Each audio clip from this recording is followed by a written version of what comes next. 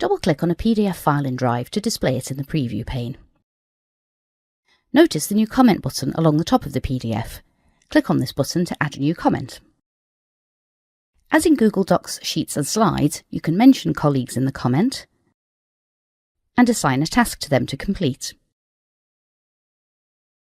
More comments have been added by other people with access to this file. You can respond to a comment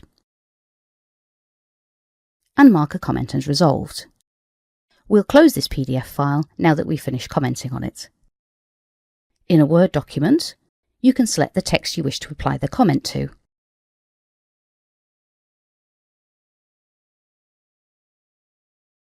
In an Excel workbook, you can select the cells you wish to apply the comment to.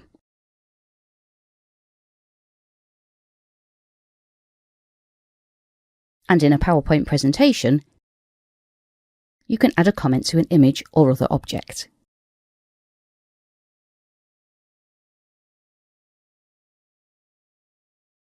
Thank you for watching. Contact us at Ancoris if you want to know more about G Suite.